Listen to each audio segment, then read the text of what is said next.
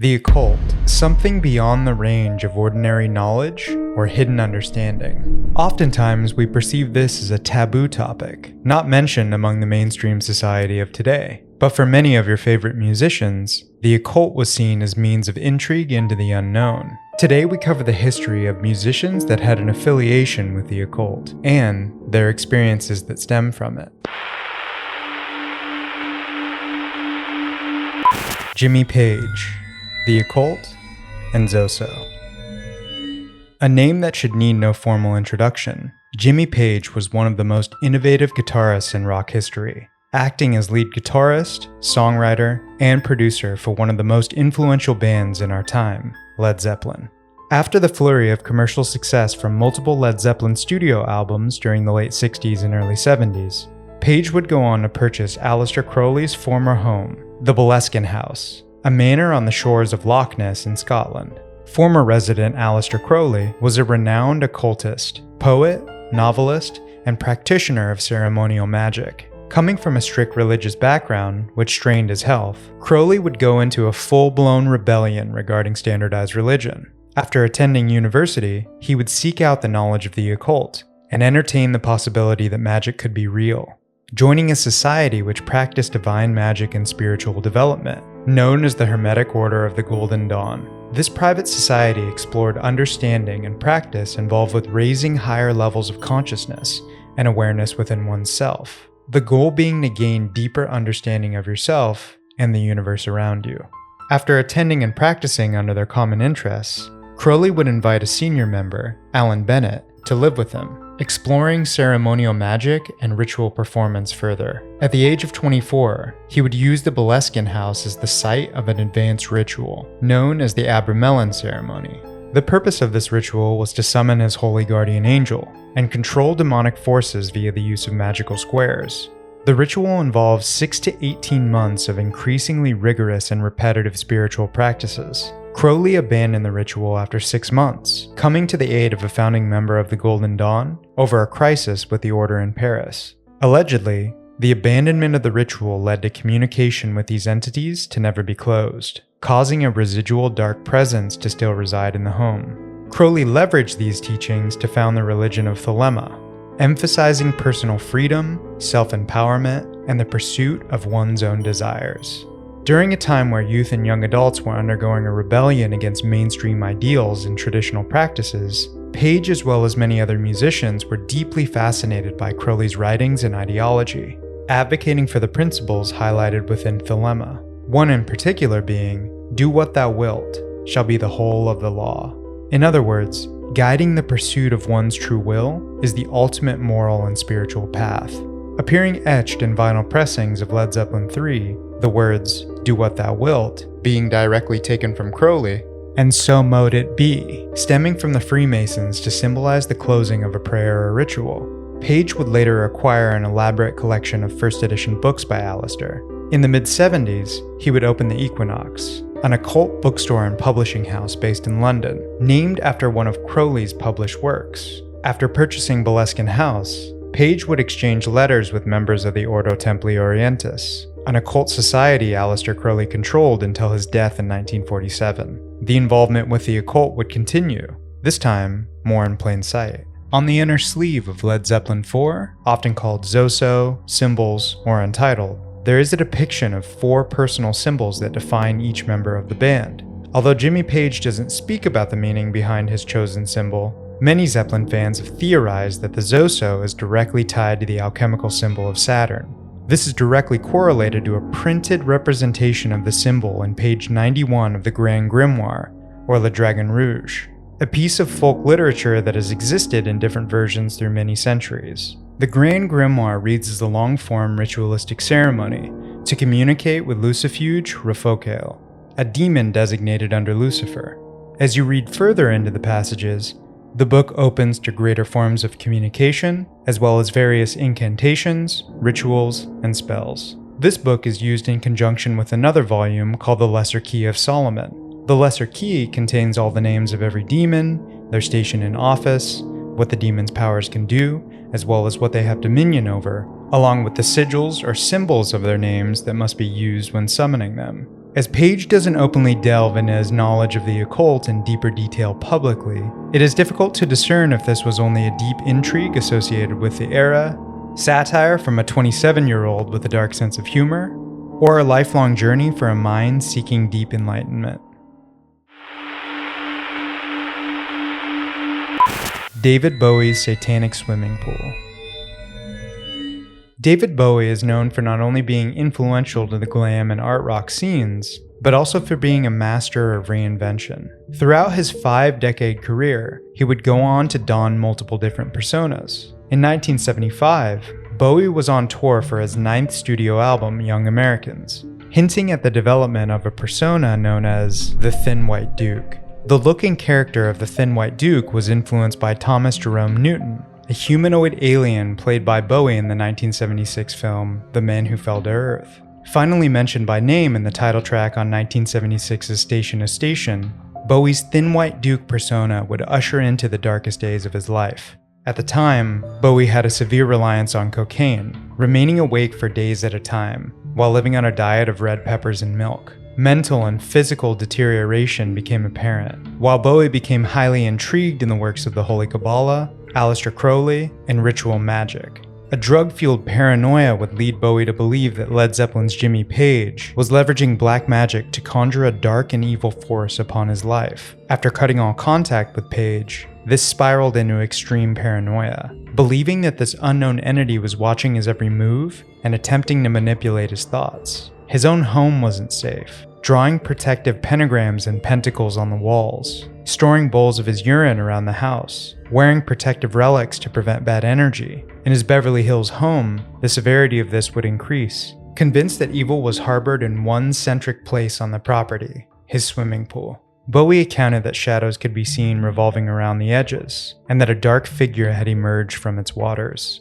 His then wife, Angie Bowie, would account these experiences in her book Backstage Passes, Life on the Wild Side with David Bowie. Satan lived in it with his own eyes, David said. He'd seen him rising up out of the water one night. Bowie, now convinced that Satan lived in his swimming pool, was reaching the ultimate breaking point. His immediate thought and course of action was to seek an exorcism. After being connected through his publicist, the exorcism was conducted by the hands of Wally Emlark, a practicing Wiccan nicknamed the White Witch of New York. Emlark would perform a ritual of cleansing on the pool to repel all negative energy. Angie Bowie would continue to recount this experience in her book. There's no easy or elegant way to say this, so I'll just say it straight.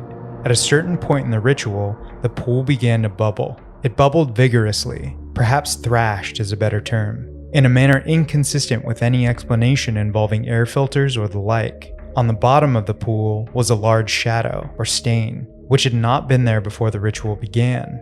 It was in the shape of a beast of the underworld. It reminded me of the twisted, tormented gargoyles, screaming silently from the spires of medieval cathedrals.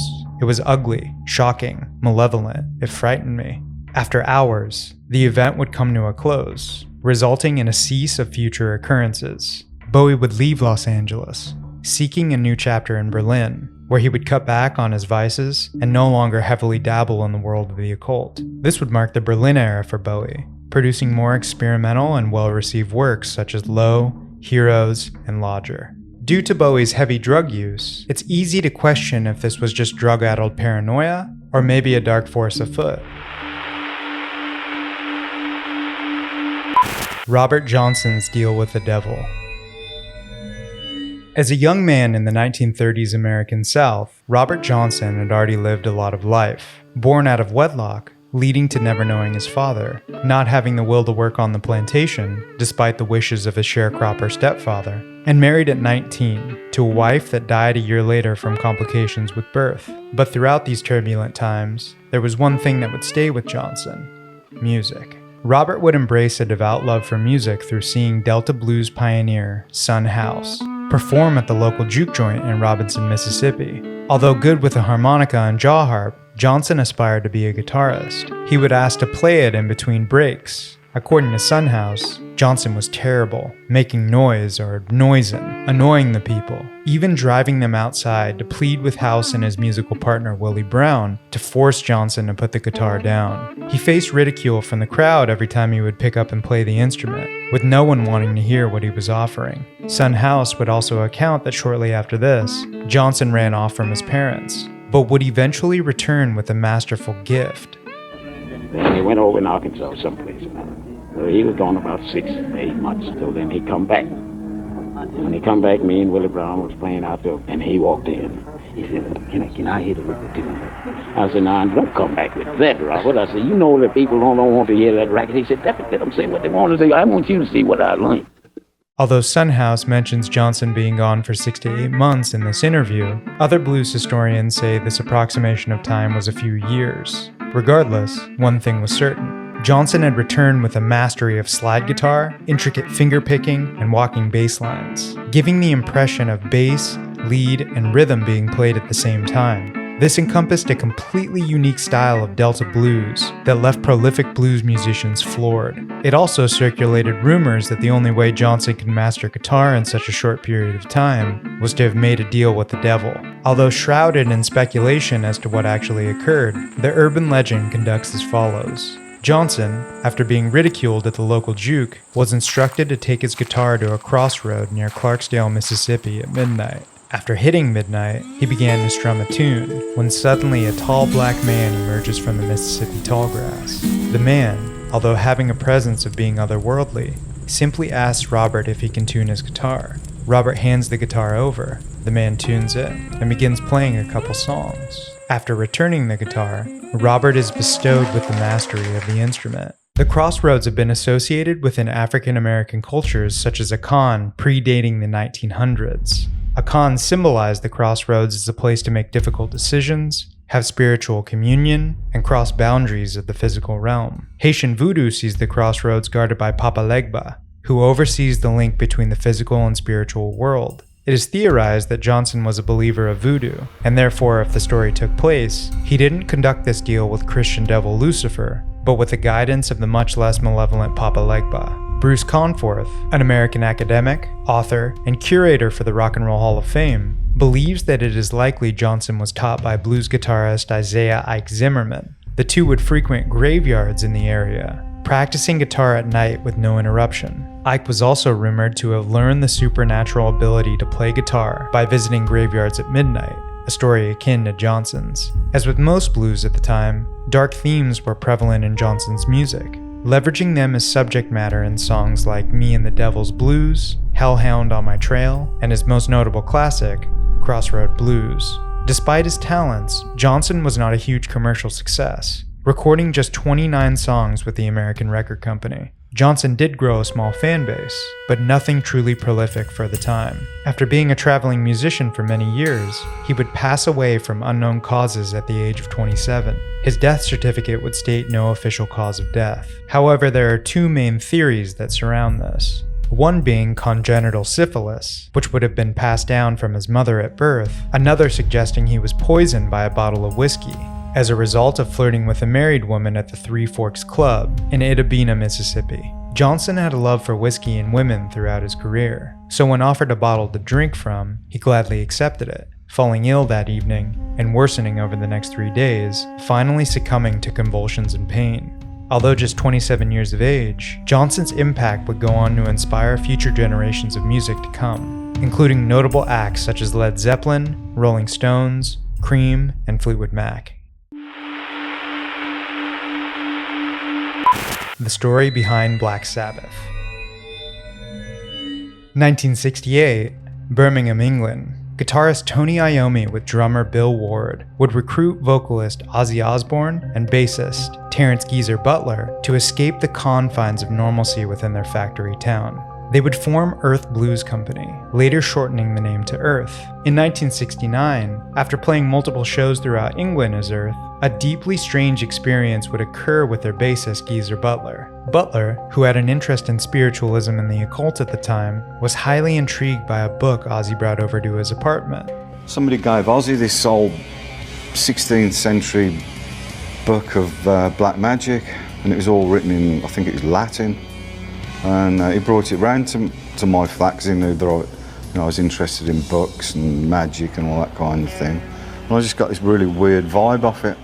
That night, he would awake suddenly to a looming black shape standing at the end of his bed. Geezer, coming to grips with the paranormal occurrence, watched as the figure abruptly vanished into nothing. Thinking that the correlation had to be the book, he leapt out of bed and rushed to the cupboard to rid himself of the darkness tied to it. To his surprise, the book was gone. 3 days later, he would join Ozzy to recount the experiences of that eerie night and pen the song Black Sabbath, a title inspired by the 1963 horror film starring Boris Karloff, which was also being shown at the cinema across from their rehearsal room. This would be a pivotal moment for the band. Their guitarist, Tony Iommi, who had sustained a significant fingertip injury years prior, would work around this by tuning lower, using lighter strings, and learning to play riffs where his good fingers could do most of the work. He sought to make the sound bigger, to fill in for the full chords he couldn't play anymore. With this mindset, combined with Ward's range and flexibility, Butler's melding of innovative bass tones and lines, as well as being the primary lyricist, and Osbourne's distinctive, emotive, and captivating delivery, the band would go on to usher a new era and shake the very foundations of heavy metal music as we know it. When being mistaken for another English group named Earth, the band made a choice to align themselves with these darker and more ominous themes, now dubbing themselves Black Sabbath. Black Sabbath would take a departure from their contemporaries. Songs prevalent with charged topics such as war, social chaos, the afterlife, and moral conflict between good and evil, intermingled into a heavier, powerful, and tritone prevalent soundscape. Although known for the association of occult imagery, props, and themes within their music, Sabbath were not devil worshippers or practicing in any dark arts. If anything, most Sabbath fans associate their music with giving hope to times that seem bleak. Butler's experience, however, does encompass what can potentially stem from coming into contact with the world of black magic.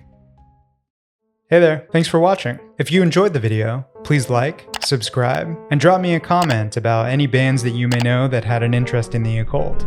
Also, I wanted to say thank you so much for the 1,000 subs after just 2 months of doing YouTube. That support is truly appreciated. Making this video was highly intriguing, and I would be excited to learn more from you all. We post a new video every week on Wednesdays, so I hope to see you in the next one. I wonder if those theories on ZOSO are true.